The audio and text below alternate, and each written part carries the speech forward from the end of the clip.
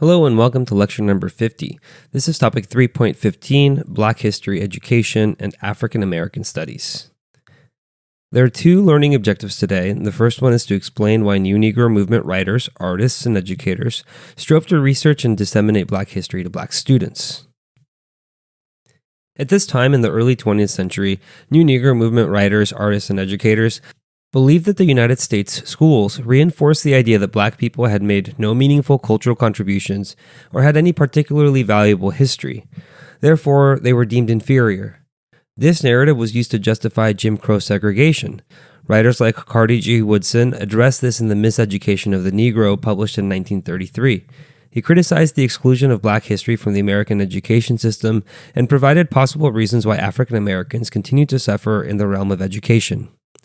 One major concern was that white-controlled textbooks often distorted or entirely omitted the achievements of Black Americans, further reinforcing these stereotypes. Woodson argued that without historical knowledge, African Americans lacked a sense of identity and pride.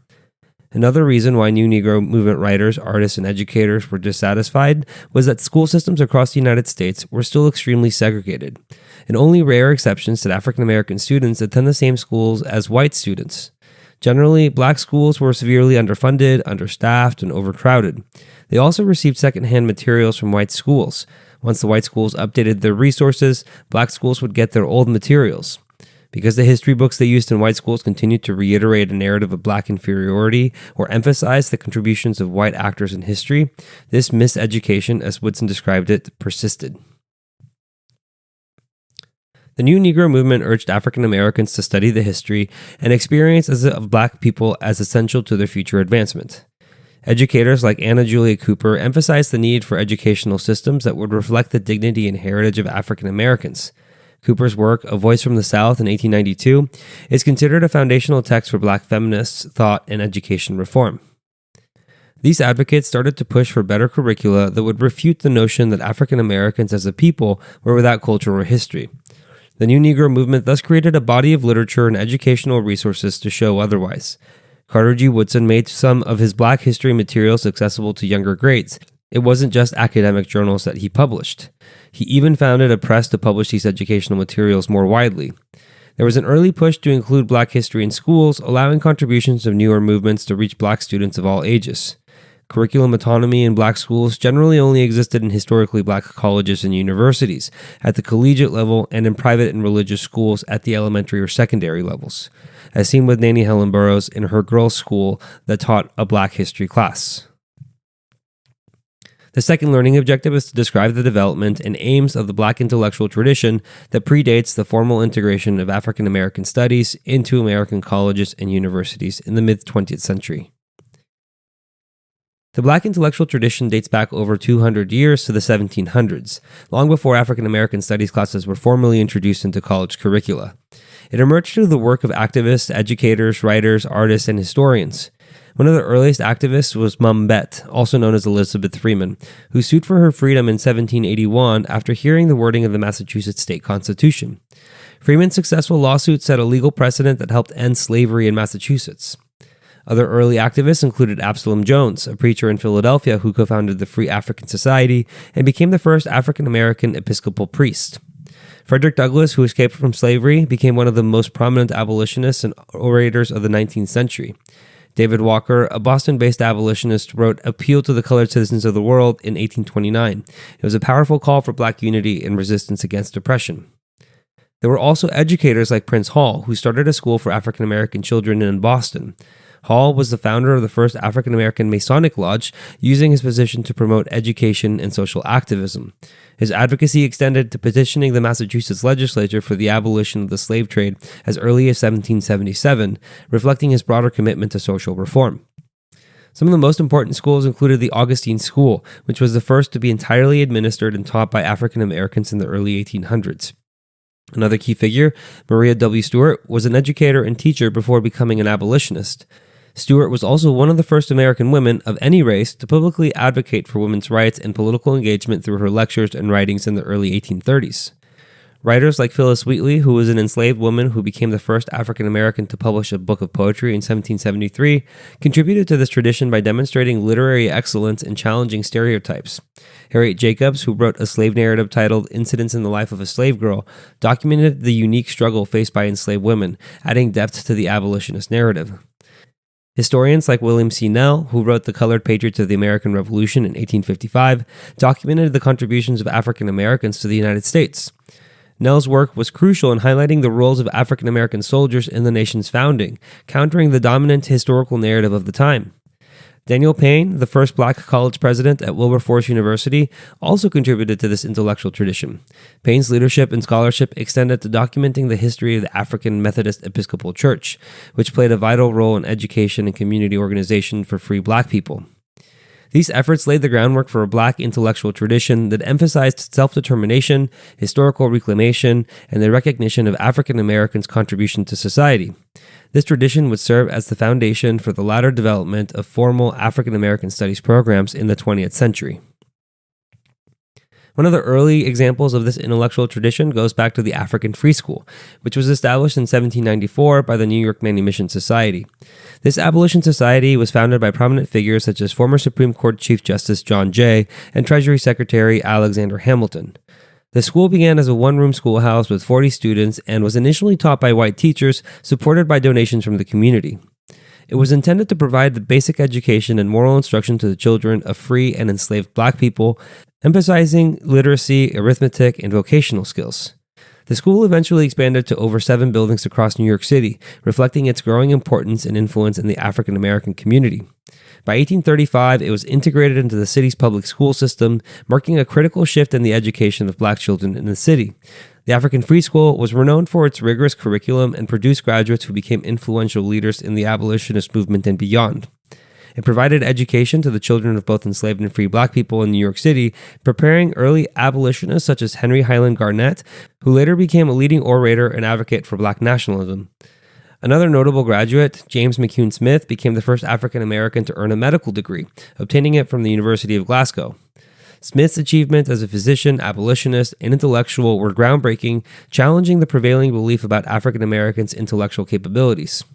Preacher Theodore S. Wright, another graduate, became a prominent figure in the abolitionist movement and a founding member of the American Anti-Slavery Society. The success of the African Free School demonstrated the capacity and potential of black intellectuals at a time when formal education for African Americans was heavily restricted or denied in much of the United States. Its graduates went on to play significant roles in advocating for abolition, civil rights, and the advancement of black communities in both the North and the South. Next, we have Arturo Schomburg, a black Puerto Rican bibliophile and historian. His passion for books, learning, and the study of African and African American history was ignited when, as a young student in Puerto Rico, a teacher dismissively claimed that black people had no history or notable achievements. This comment drove Schomburg to dedicate his life to proving otherwise. He immigrated to New York in 1891 and over his lifetime amassed a collection of more than 5,000 books, documents, manuscripts, and other materials on African and African American history. Schomburg's efforts helped demonstrate that black history and culture existed independently and significantly beyond the constraints of European and white American narratives. His collecting focus extended beyond the United States, encompassing the African diaspora globally, including Latin America, the Caribbean, and Africa, which helped establish connections across the Black Atlantic world. In 1911, he co-founded the Negro Society for Historical Research alongside John Edwards Bruce. The organization aims to uncover, document, and promote the contributions of black people to history. Schomburg later expanded on his views about the importance of history in his 1925 essay, The Negro Digs Up His Past, which was featured in Alain Locke's influential anthology, The New Negro. In this essay, Schomburg emphasized the need for African Americans to reclaim and celebrate their historical achievements to reshape their future. When Schomburg passed away in 1938, his extensive collection was purchased by the New York Public Library, where it formed the foundation of what is now the Schomburg Center for Research in Black Culture in Harlem. Today, the Schomburg Center houses over 11 million items, making it one of the leading research libraries in the world dedicated to the global Black experience. It is a hub for scholars and the community, preserving and showcasing the contributions of people of African descent. One of the center's most profound tributes is the interment of the ashes of Langston Hughes, the celebrated poet and leading figure of the Harlem Renaissance, within the building. Hughes's ashes are buried beneath an inscribed cosmogram titled Rivers, inspired by one of his poems, symbolizing the enduring connection between Black history and culture. Schomburg's work laid the groundwork for preserving and celebrating Black history and has inspired generations of scholars and historians to explore and reclaim their Black past. We have seen W.E.B. Du Bois several times throughout this course. In this context, we focus on him as a sociologist. Du Bois became famous with the publication of his work, The Souls of Black Folk, in 1903, where he introduced key concepts like the double consciousness experienced by African Americans. His ideological rivalry with Booker T. Washington, who advocated for vocational education and economic self-reliance, shaped much of the early 20th century discourse on the path forward for Black Americans. Du Bois, in contrast, pushed for higher education, civil rights, and political activism, advocating for what he called the talented tenth, the idea that the top 10% of educated African Americans should lead the fight for racial equality. Du Bois's activism led to the establishment of the Negro Movement in 1905, a civil rights organization that directly opposed Washington's accommodationist stance. The Negro Movement served as a precursor to the founding of the National Association for the Advancement of Colored People in 1909. Du Bois was a founding member of the NAACP and served as the editor of its influential magazine, The Crisis, which he used as a platform to highlight injustices, promote civil rights, and celebrate African American achievements in literature, art, and society. However, the work we are most concerned with here is his groundbreaking sociological research on African American communities. In 1899, he published The Philadelphia Negro, one of the first major sociological studies on Black urban communities in the United States. This comprehensive study examined the living conditions, employment, education, and social structures of Philadelphia's Black population, and was pioneering in its use of empirical data to challenge prevailing racist assumptions about Black poverty and inferiority. Du Bois introduced innovative methodologies, including extensive data collection through door-to-door surveys, making this study a model for future social research in urban sociology. From 1896 to 1914, while serving as a faculty member at Atlanta University, Du Bois hosted the annual Atlanta Conference of Negro Problems.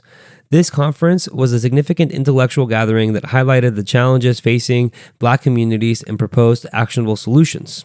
The conferences brought together scholars, activists, and community leaders to discuss topics such as education, employment, health, and crime, focusing on creating data-driven recommendations for addressing systemic inequities. Through these conferences and his own research, Du Bois laid the foundation for the development of African American sociology as an academic discipline. His sociological approach emphasized the importance of rigorous research and analysis in addressing social issues, marking him as one of the first major African American sociologists in the United States. His work at Atlanta University was helpful in shifting the focus of Black scholarship from advocacy to rigorous empirical study, paving the way for future generations of scholars and activists. Zora Neale Hurston, another figure we've encountered, is noted here as an anthropologist. She trained at Barnard College under the guidance of Bois, a pioneering anthropologist who emphasized cultural relativism, the idea that cultures should be understood within their own context without judgment based on the standards of others. Boas's teachings had a profound impact on Hurston's approach to documenting African American life and traditions. Hurston was one of the first African American women to study anthropology and often described herself as the first Negro graduate of Barnard. Hurston conducted extensive fieldwork in the American South, the Caribbean, and other regions documenting various forms of African American culture, folklore, religious practices, and linguistic expression. Her 1935 work, Mules and Men, is a significant ethnographic collection that recorded the oral traditions, stories, and songs of Black communities in Florida and New Orleans. This was one of the earliest works to capture the richness of African American folk culture. In 1938, Hurston expanded her focus to the Caribbean, where she documented religious and cultural practices in Haiti and Jamaica in Tell My Horse. This work explored Haitian voodoo and Jamaican obeah, two Afro-Caribbean spiritual traditions, demonstrating Hurston's commitments to presenting these practices in their full complexity rather than as a mere superstition. Through her detailed descriptions and first-hand accounts, she challenged dominant Western narratives that portrayed these practices negatively, emphasizing their cultural and spiritual significance. Hurston's innovative use of African American dialects in her novels helped preserve and legitimize Black vernacular as a literary language.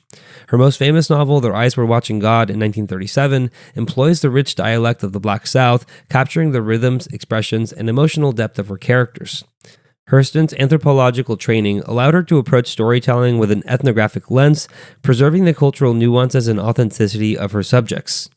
Her work with the Federal Writers Project during the Great Depression also contributed to preserving the narrative of formerly enslaved people, as she helped document their experience in the Slave Narratives collection. Hurston's contributions as an anthropologist and writer played a crucial role in shaping both African American literature and cultural anthropology, establishing her as a central figure in preserving Black culture and history. Finally, let's look at Carter G. Woodson. Woodson was a pioneering historian and educator who is often referred to as the father of Black history. He received his PhD from Harvard University in 1912, becoming only the second African American to earn a doctorate there after W.E.B. Du Bois. Woodson's academic achievements were significant given the barrier that Black scholars faced in accessing higher education during this time. After completing his studies, Woodson taught at M Street High School in Washington, D.C., one of the leading schools for African American students, and later at Howard University. In 1915, Woodson founded the Association for Study of Negro Life and History, an organization dedicated to researching and promoting African American history. The following year, in 1916, he established the Journal of Negro History, which published scholarly articles on various aspects of Black history. This journal provided a platform for Black scholars and writers to share their research, challenging mainstream historical narratives that either marginalized or ignored Black contributions. Woodson's efforts marked a significant shift in how Black history was studied and presented, as he sought to provide a factual, well-documented record of African American experiences. In 1937, recognizing the need for material that could reach a broader audience, Woodson began publishing the Negro History Bulletin. This publication was designed to be more accessible for teachers and educators, allowing them to incorporate Black history into lower grade curricula.